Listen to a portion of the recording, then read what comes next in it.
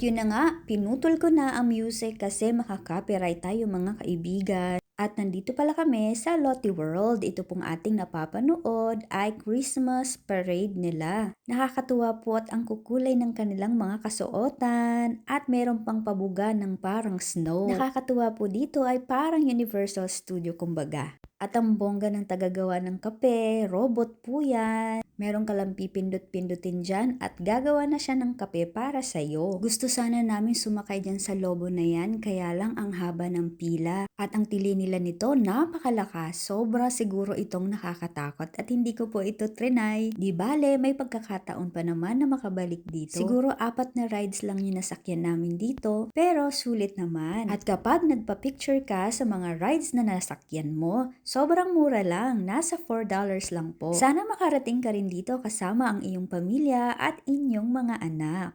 Yun lang, tapos na!